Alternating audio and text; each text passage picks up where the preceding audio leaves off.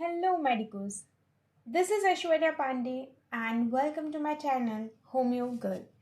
So, today we are going to see क्विंजी. क्विंजी को दूसरा नाम दिया गया है पेरीटॉन्सिलर एब्सेस.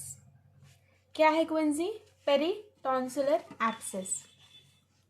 तो सबसे पहले हम स्टडी करेंगे इसकी डेफिनेशन. तो क्विंजी होता है कलेक्शन ऑफ द पस आउटसाइड द टॉन्सिलर कैप्सूल. यहाँ पे है पेरीटॉन्सिलर एब्सेस. यहाँ पे टॉन्सिल प्रेजेंट होते हैं. ये हमारी यूविला है. यहाँ पे टॉन्सिल प्रेजेंट होते हैं. तो यहाँ पे बाहर टॉन्सिल के कैप्सूल के बाहर पस फॉर्म हो रहा है, एक्यूमुलेट हो रहा है, तो उसे हम कहते हैं पेरीटॉन्सिलर एब्सेस. तो वो कहाँ पे है? Outside the tonsillar capsule. ये बात हमेशा याद रखो. यहाँ पे आउटसाइड द टॉन्सिलर कैप्सूल वहाँ पे कलेक्शन हो रहा है पस का. तो वहाँ पे पस का कलेक्शन है, प्लस वहाँ पे बैक्टीरियल इन्फेक्शन भी होता है. ठीक है. और मोस्टली कौन सी बैक्टीरिया है? तो स्ट्रेप्टोकोकस है. ये बात हमेशा याद रखिए. सो क्विंजी उसे कहते हैं पेरीटॉन्सिलर एब्सेस. उसका क्या डेफिनेशन है कि पस का कलेक्शन हो रहा है टॉन्सिलर कैप्सूल के बाहर. उसके टाइप्स एक्सप्लेन किए हैं. Anterior presentation, posterior presentation, lingual, tonsillar quinsy. तो टॉन्सिलर क्विंजी जो है वो टॉन्सिल के अंदर होती है. लिंगुअल जो है वहाँ पे लोअर पोल जो होता है हमारा टॉन्सिल्स का वो अफेक्टेड होता है. एंटीरियर प्रेजेंटेशन देखेंगे तो जो एंटीरियर पिलर की तरफ वो पस ज़्यादातर पॉइंट करता है एंटीरियर पिलर की तरफ, और पोस्टीरियर जो है वो टॉन्सिल्स को फॉरवर्ड पुश करता है पोस्टीरियर प्रेजेंटेशन में. तो ये हुआ है हमारे टाइप्स. पहले हो गए डेफिनेशन, अभी दूसरे हो गए टाइप्स. अब इटियोलॉजी में 4 थिंग कंसिडर किया है यहाँ पे. अगर फॉरेन बॉडी इन्वेड हुई है बॉडी में तो वहाँ पे उसके वजह से ये कॉज हो सकता है एब्सेस फॉर्मेशन के, एब्सेस एक्यूमुलेशन के लिए. रिकरेंट टॉन्सिलाइटिस में बार बार टॉन्सिलाइटिस हो रहा है पेशेंट में, तो ये भी एक कॉज हो सकता है. सेक्स में मोस्टली मेल्स में हमें दिखाई देगा. और एज ग्रुप जो है वो 20 to 50 ईयर्स है. जैसे कि अभी यहाँ पे पेरीटॉन्सिलर एब्सेस देख रहे हैं तो ये हमारे को 20 to 50 ईयर्स में होता है. तो जो टॉन्सिलाइटिस है वो मोस्ट कॉमनली चिल्ड्रंस में होता है. तो ये दोनों का डिफरेंस है. पैथोलॉजी स्टडी करेंगे. तो पहले देखिए डेफिनेशन, टाइप्स, इटियोलॉजी. अब पैथोलॉजी में क्या है? Recurrent attacks of the tonsillitis. अब रिकरेंट अटैक्स हो रहे हैं मतलब टॉन्सिलाइटिस बार बार पेशेंट में हमें दिखाई दे रहा है. तो क्या होगा? जो ये पार्ट है टॉन्सिलर क्रिप्ट जो उसका माउथ है, जो इंटर टॉन्सिलर क्लेफ्ट बोलते हैं उसे हम, वो क्या हो जाएगी? वहाँ पे फाइब्रोस हो जाएगी, वो फाइब्रोस्ड हो जाएगी. उसकी वजह से क्या होगा? अब वहाँ पे फाइब्रोसिस हो रहा है मतलब वहाँ पे क्या होगा? वहाँ पे स्टेनोसिस हो जाएगा. इडिमा और फाइब्रोटिक स्टेनोसिस के कारण जो माउथ है क्रेप्ट का, टॉन्सिलर क्रेप्ट का माउथ है वो कंप्लीटली क्लोज हो जाएगा. उसके स्टेनोसिस होना मतलब क्या होगा? नैरोइंग हो रहा है, प्लस वहाँ पे इडिमा फ्लूइड भर रहा है वहाँ पे. इस वजह से क्या होगा? वो स्पेस नैरो हो जाएगी. वो माउथ जो है टॉन्सिलर क्रिप्ट का वो क्या हो जाएगा? क्लोज हो जाएगा, कंप्लीटली क्लोज हो जाएगा. और वो जो कैविटी के थ्रू ड्रेन होना चाहिए, जो भी एक्यूमुलेट हुआ है एब्सेस जो है वो कैविटी के ओरल कैविटी थ्रू जो है वो बाहर होना चाहिए, पर वो वहाँ से नहीं जाते हुए वो कैप्सूल के थ्रू वो ब्रेक हो रहा है. वो फ्लूइड जो है कैप्सूल के थ्रू ब्रेक हो रहा है. तो उसकी वजह से क्या होता है? पेरीटॉन्सिलर सेल्यूलाइटिस होता है. और पेरीटॉन्सिलर सेल्यूलाइटिस के कारण क्या डेवलप होगा? पेरीटॉन्सिलर एब्सेस जो होगा वो डेवलप होगा. तो ये हो गया हमारी शॉर्ट में पैथोलॉजी.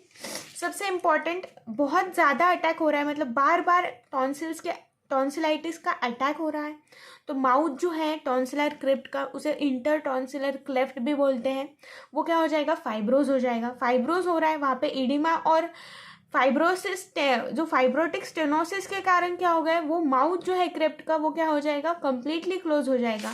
और कंप्लीटली क्लोज होने के कारण जो ड्रेन होना चाहिए था, जो एब्सेस ओरल कैविटी थ्रू, वो ओरल कैविटी थ्रू नहीं हो रहा है. वो कहाँ से हो रहा है? कैप्सूल के थ्रू हो रहा है टॉन्सिल्स के. और उसकी वजह से क्या होगा? पेरीटॉन्सिलर सेल्यूलाइटिस होगा. और पेरीटॉन्सिलर सेल्यूलाइटिस पेरीटॉन्सिलर एब्सेस में डेवलप हो जाएगा. अब यहाँ पे हम उसके सिम्टम्स देखेंगे। सिम्टम्स में पेन होता है, पेन मोस्टली थ्रोट में होगा और वो वहाँ से रेडिएट होके ईयर तक जाएगा।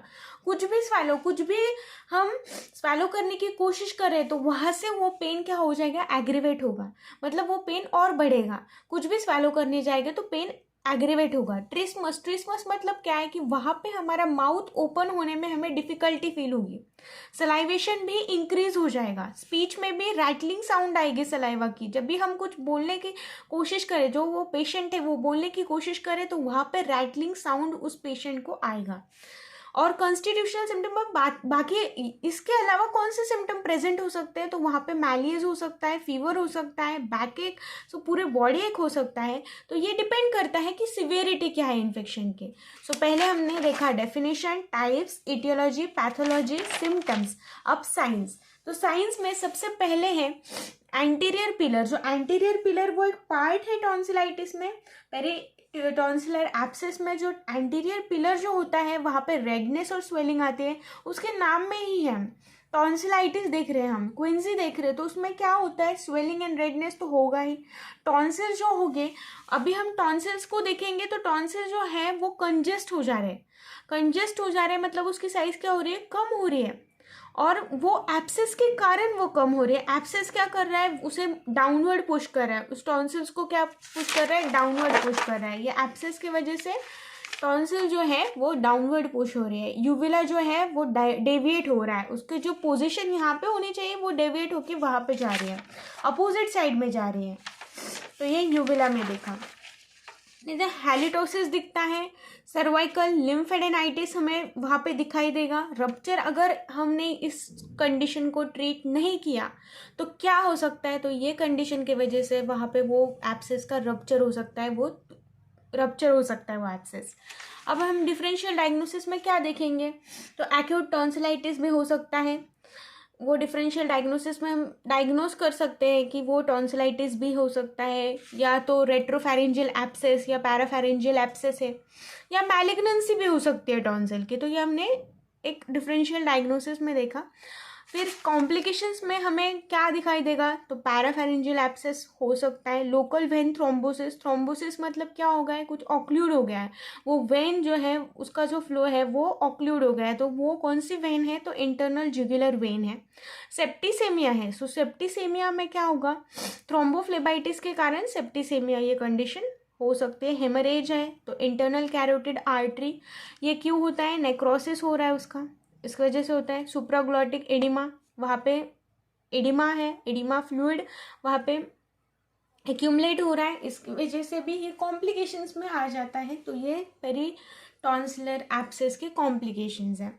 ट्रीटमेंट में दो टाइप की ट्रीटमेंट है, एक कंजर्वेटिव ट्रीटमेंट, एक सर्जिकल ट्रीटमेंट है। कंजर्वेटिव ट्रीटमेंट में क्या दिया जाता है, बेसिकली कंजर्वेटिव ट्रीटमेंट में एंटीबायोटिक्स दिया जाता है वो इन्फेक्शन को कंट्रोल करने के लिए। एनाल्जेसिक्स और एंटी इन्फ्लेमेटरी ड्रग्स दिए जाते हैं, क्योंकि वो पेन और फीवर, उस टाइम में जो पेन और फीवर होता है उसे कम करने के लिए analgesics and anti inflammatory drugs दिए जाते हैं।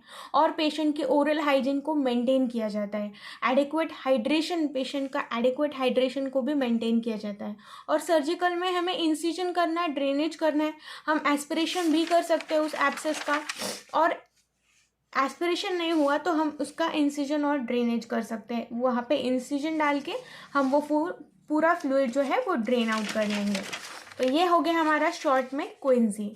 तो क्विंसी एक बार फिर से फटाफट से मैं एक बार ले लेती हूँ, तो वो है कलेक्शन ऑफ द पस आउटसाइड द टॉन्सिलर कैप्सूल। ये बात हमेशा याद रखो, आउटसाइड द टॉन्सिलर कैप्सूल। वहाँ पे टाइप्स है anterior presentation, posterior presentation, lingual and tonsillar quinsy. Etiology में हमें याद रखना है age, sex, recurrent tonsillitis and foreign body.